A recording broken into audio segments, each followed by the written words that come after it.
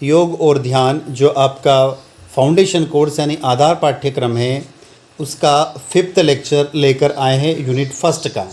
यदि आप BA, BSc, BCom, BBA, BCA first year के स्टूडेंट हैं और नई शिक्षा नीति के अंतर्गत आप फाउंडेशन कोर्स पढ़ रहे हैं तो उसमें आपको मिलेगा योगा और ध्यान जो कि 4th पेपर है और ये कंपलसरी पेपर है।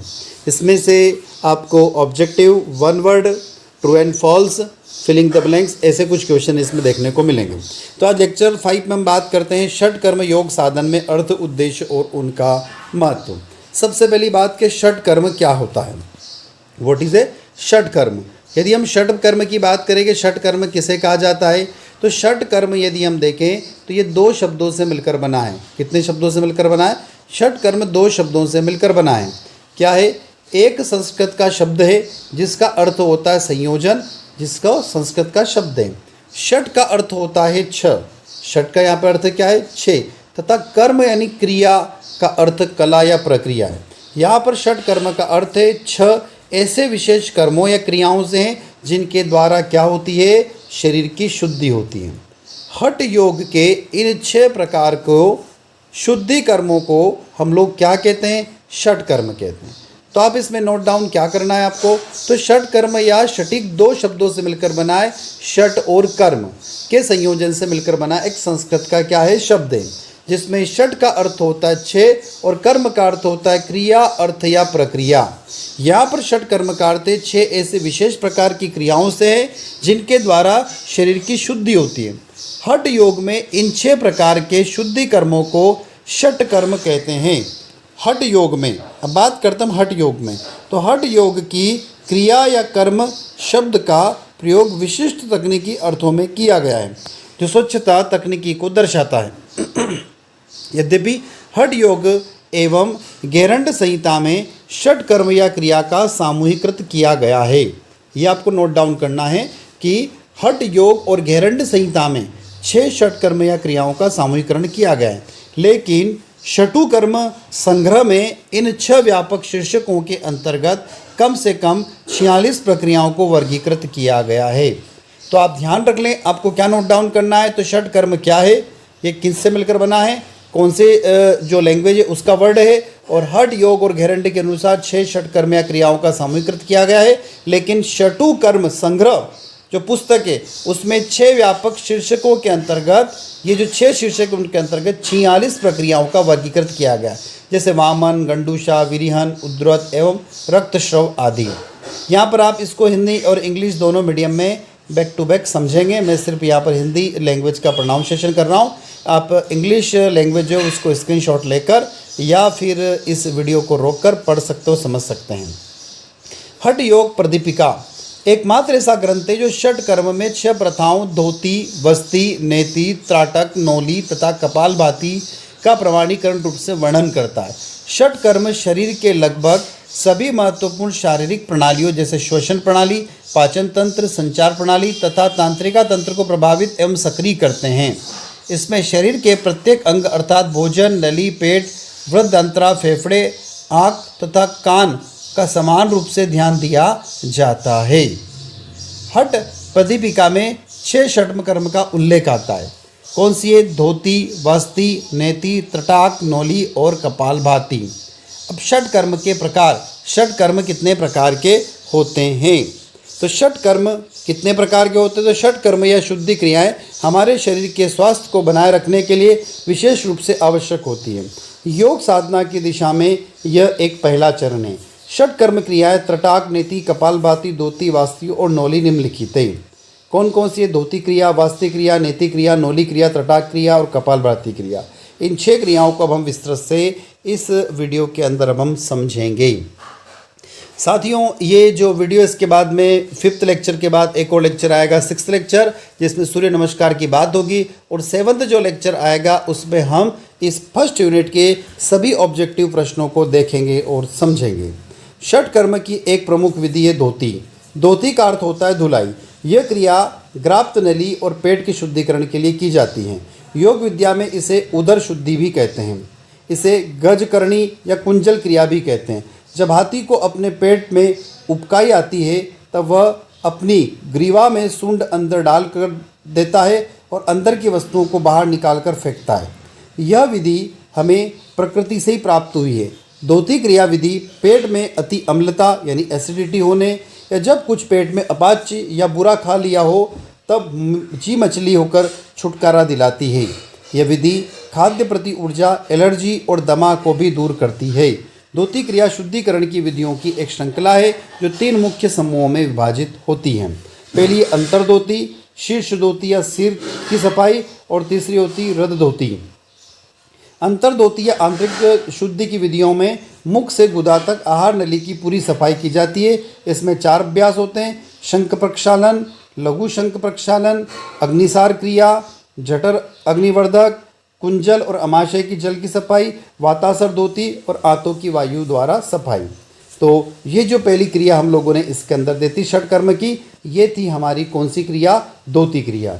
और धोती क्रिया में आप लोगों ने देखा तो इसमें क्या होता है, धोती क्रिया का सीधा सा एक मकसद है कि जब हमने कुछ ऐसा खा लिया हो जिससे हमारी बॉडी के अंदर एसिडिटी होती है तो उसको छुटकारा पाने के लिए यह एक क्रिया है जिसमें जो हमने खाया है उसको बाहर निकाला जाता है।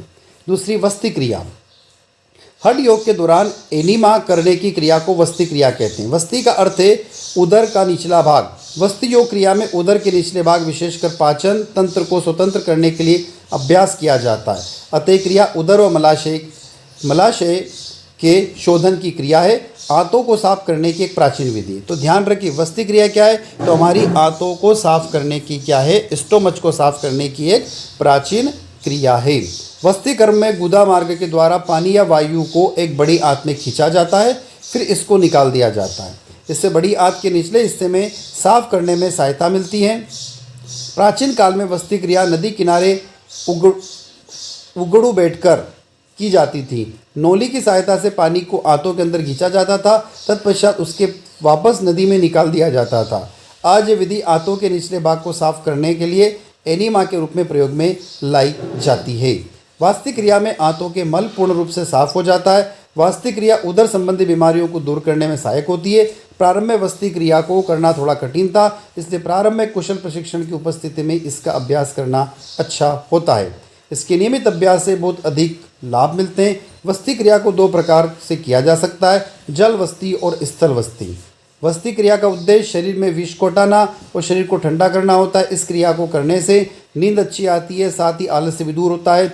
इस क्रिया द्वारा बवासीर जैसी बीमारियां आसानी से ठीक हो जाती है।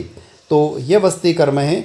इसका इंग्लिश जो वर्जन आपको स्क्रीन पर दिखाई दे रहा है, आप इसको स्क्रीनशॉट ले सकते हैं या आप इसको नोट डाउन कर सकते हैं वीडियो को रोककर। वस्ति क्रिया के लाभ। क्या लाभ है? वस्ति क्रिया द्वारा वत्त, पित्त, कफ आदि दूर होता है। इसके द्वारा गंदी वायु बाहर निकलती है और साथ में कब्ज रोग ठीक होता है। वस्ति क्रिया व्यक्ति को पूर्ण आरोग्य देती है। यह क्रिया शरीर की वायु तक कांति को बढ़ाती है। यह क्रिया यौन कमजोरी को दूर करती है, शारीरिक दुर्बलता को भी दूर करने में सहायक होती है। इस क्रिया को करने से लीवर से जुड़े हुए रोग नष्ट हो जाते हैं। नेति क्रिया, आपने सुना होगा इसका नाम। नेति क्रिया नासिका प्रदेश के शुद्धिकरण की विधि है। नेति षट कर्मों के तृतीय शुद्धिकरण की प्रक्रिया है। महर्षि गेरंड ने घेरंड संहिता में नेति क्रिया का उल्लेख किया है। ध्यान रखना, नेति संहिता का उल्लेख कहाँ हुआ? घेरंड संहिता में हुआ। यदि ऑब्जेक्टिव आता है तो कौन से प्रकार की नेति होती है? 2 प्रकार की नेति होती है, जल नेति और सूत्र नेति। इन दोनों नीतियों द्वारा नासिका को स्वच्छ बनाया जाता है तथा सांस को सुचारू रूप से किया जाता है। ये क्रिया थोड़ी कठिन अवश्य होती है, लेकिन जब नियमित रूप से करते हैं तो इसको धीरे धीरे सीख जाते हैं। आसन प्राणायाम के बाद में यह क्रिया करना चाहिए। तो ये तो बात हमारी कौन सी हुई? नेति क्रिया की। आगे चलते हैं हम, नेति क्रिया से थोड़ा सा आगे बढ़ते हैं और अगली क्रिया की तरफ चलते हैं, नौली क्रिया। यदि आपको इसका पूरा डिस्क्रिप्शन पढ़ना है तो आप इसका स्क्रीनशॉट यहाँ पर जो मैं स्क्रीन पर दिखा रहा हूँ इसको आगे ले सकते हैं। और वैसे नेति क्रिया हमारे जो सिलेबस में दे रखी है उसमें इतनी ही काफ़ी है। जल नेति और सूत्र नेति वस्ती आपको याद रखना, घेरंड संहिता से इसको लिया गया है।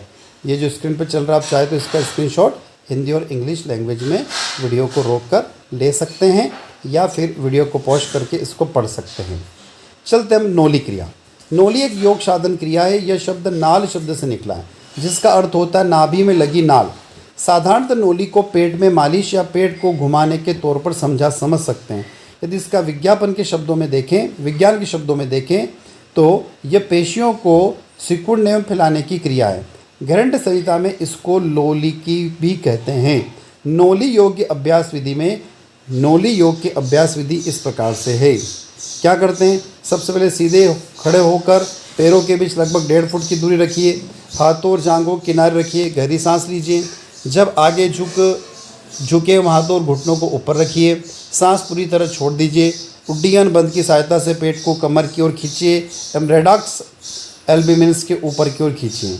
पेट को क्लॉकवाइज और एंटी क्लॉकवाइज घुमाइए। उड्डयन बंद को खोलकर खड़े हो जाइए तथा धीरे धीरे सांस लीजिए। यह क्रिया लगातार दोहराइए। नोली क्रिया 2 प्रकार की होती है, मध्य नोली और दक्षिण नोली। अगली जो क्रिया है वो त्रटाक क्रिया। त्रटाक का सामान्य होता है विशेष दृश्य को टकटकी लगाना या देखना। ये क्रिया मेडिटेशन के काम में आती है। एक ही वस्तु को बिना पलक झपकाए देखते रहना। मन को चंचलता को शांत करने के लिए साधक इस क्रिया को करते हैं। यह क्रिया ये विधि है कि जिसमें किसी बाह्य वस्तु को टकटकी लगाकर देखा जाता है। इसको त्रटाक क्रिया कहते हैं। त्रटाक योगाभ्यास की एक उच्चतर स्तर है। त्रटाक के लिए किसी भगवान, देवी देवता, महापुरुष की चित्र मूर्ति और का चिन्ह का प्रयोग कर सकते हैं आप। ओम का आसानी से प्रयोग इसमें सभी लोग करते हैं। किसके अंदर? त्रटाक क्रिया के अंदर। इसके अतिरिक्त आप कोई गोलाकार बिंदु बना लीजिए, चक्राकार बिंदु बना लीजिए। अग्नि, चंद्रमा, सूर्य आदि दृश्यों का भी प्रयोग कर सकते हैं। और यदि आप लगातार किसी वस्तु को देखते रहेंगे, किसी दीपक की लो को, जो कि मोमबत्ती की लो को, घी की लो को देखें, घी के दीपक की बत्ती को लो को देखें, लो को देखेंगे तो अपनी आँखों के बार बार स्तर पर रखकर उसे सामान्य तरीके से लगातार बिना पलक झपकाए जितनी देर तक देख सकते हैं देखते रहिए। मन में कोई विचार न आने दें। इसको कहते हैं हम लोग कौन सी क्रिया? त्रटाक क्रिया। आगे चलते कपालभाति क्रिया। कपालभाति 2 शब्दों कपाल एवं भाति से मिलकर बनी है। कपाल का अर्थ होता है माथा, सिर एवं भाति का अर्थ होता है प्रकाश या चमक। ये ऐसा प्राणायाम है जिसमें व्यक्ति को सांस खींचने तो सांस छोड़ने की प्रक्रियाओं के बीच समन्वय स्थापित करना पड़ता है। इस प्राणायाम को उचित विधि करने पर शरीर की मांसपेशियां अधिक सक्रिय होती है और परिणाम स्वरूप मांसपेशियां इसमें मजबूत हो जाती है। इसके अलावा यह श्वसन के अंगों को सही तरीके से कार्य करने के लिए भी प्रेरित करता है। कपालभाति प्राणायाम को नियमित करने वाले व्यक्ति के शरीर से उसकी मानसिक और शारीरिक परेशानियां दूर हो जाती है। उसके बाद षड कर्म के उद्देश्य क्या है? ये जो हमने षड कर्म पढ़े इसके उद्देश्य क्या है? इस समस्त चराचर जगत में का उपादान कारक त्रिगुणात्मक प्रकृति होने से प्राणी मात्र के शरीर वात, पित्त और कफ इन 3 धातुओं से विभिन्न प्रकार के रूपांतरों में सम्मिश्रण से बने हैं। इसलिए किसी भी शरीर में वात प्रधान है, किसी भी शरीर पित्त प्रधान है और किसी का शरीर कफ प्रधान होता है। तो वात प्रधान शरीर आहार विहार के दोषों तथा देश कालिक के कारण वात कुपित हो जाता है। इसी कारण पित्त प्रधान शरीर में पित्त और कफ प्रधान शरीर में कफ प्रधान होता है। इनके दूषित होने पर मेद, श्लेष्मा, पित्त, वात आदि का शरीर में संग्रह हो जाता है, जिससे कुपित होने पर शरीर में विभिन्न प्रकार के रोग उत्पन्न हो जाते हैं। परिणाम स्वरूप साधक साधना में संलग्न नहीं हो पाता है, क्योंकि स्वस्थ शरीर के अभाव से आध्यात्मिक लाभ की प्राप्ति नहीं होती है। क्लियर है? तो ये षट कर्म के आपके उद्देश्य है। उपनिषदों में भी इसे बताया गया है। किसको? षट कर्म को भी उपनिषदों में बताया गया है। षट कर्म की यूटिलिटी क्या, उपयोगिता क्या है? मानव स्वास्थ्य की दृष्टि से षट कर्मों की अत्यधिक उपयोगिता है। षट कर्मों के द्वारा शरीर के मल विषाक्त तत्वों को दूर किया जाता है। षट कर्म शरीर की चयापचय यानी मेटाबॉलिज्म एक्टिविटी को नियंत्रित करता है। षट कर्म क्रियाओं से शरीर में कायाकल्प करके उसे रोगाणुमुक्त, दीर्घायु और स्वस्थ करता है। हठ योग में वर्णित षट कर्म के अभ्यास से दीर्घकाल तक युवावस्था को बनाए रखा जा सकता है। इनके अभ्यास से नाक, कान, आँख, गले, फेफड़े, अमाशय पूरी आहार नली संबंधित रोगों को प्रत्यक्ष रूप से ठीक करती है, लेकिन अप्रत्यक्ष रूप से समस्त शरीर को प्रभावित करती है तथा शरीर को निरोगी बनाती है। हठ योगी के ग्रंथों में इनकी उपयोगिता बताने को कहा गया है। षट कर्मों के अभ्यास से कफ, वात, पित्त रोग, कुष्ठ रोग, प्लीहा, यकृत, फेफड़े तथा उदर के रोगों को दूर किया जा सकता है। इसका इंग्लिश जो ट्रांसलेटर है, इंग्लिश जो वर्जन है वो स्क्रीन पर दिया हुआ है, आप इसको नोट डाउन कर सकते हैं या स्क्रीनशॉट ले सकते हैं। हमारे शरीर में 3 दोष होते हैं, ध्यान रखिएगा। यदि ऑब्जेक्टिव आ जाए तो हमारे शरीर में कितने दोष होते हैं? 3 दोष होते हैं। पित्त दोष 3 दोष है। वात, पित्त और कफ शरीर का आधार स्तंभ है। यदि तीनों को समान अवस्थाओं में बने रहने तो शरीर में स्वस्थ व निरोग बना रहता है। इसके विपरीत इनमें विषम अवस्था होने पर शरीर विभिन्न रोगों से उत्पन्न होता है। आयुर्वेद में वात से कुपित होने से 80 प्रकार के रोग होते हैं। ध्यान रखिएगा, इसको नोट डाउन कर लेना। जो आपको ब्लैक बोल्ड लाइन दिखाई दे रही है, इसको नोट डाउन करना। आयुर्वेदिक में वात से कुपित होने पर 80 प्रकार के रोग, वित्त से कुपित होने पर 40 प्रकार के रोग और कफ से कुपित होने पर 20 प्रकार के रोग उत्पन्न होते हैं। इन सभी प्रकार के रोगों को दूर करने के लिए आयुर्वेदिक में स्नेह, संवेदन, वमन, विरेचन, वस्ती ये पंचकर्म बताए गए। उसी प्रकार योग के षट कर्मों का विधान भी किया गया है। ये जो पूरा आर्टिकल से हमने ये 3 अलग अलग वेबसाइट से इसको लिया है, तो आप यहाँ से विज़िट करके भी आप इसको देख सकते हैं, पढ़ सकते हैं। आई होप ये वीडियो आप लोगों को अच्छा लगा होगा। अच्छा लगता है तो वीडियो को लाइक करना ना भूलें, क्योंकि हम बड़ी मेहनत से आपके लिए एक वीडियो तैयार करते हैं, मटेरियल तैयार कर लेकर आते हैं। तो साथियों, यदि आप चैनल पर नए हैं तो चैनल को सब्सक्राइब करें। चैनल पर यदि आप पहले से जुड़े हुए हैं तो वीडियो को लाइक करें और कमेंट बॉक्स में कमेंट करके बताएं कि वीडियो आपको कैसा लगा। थैंक यू, धन्यवाद साथियों।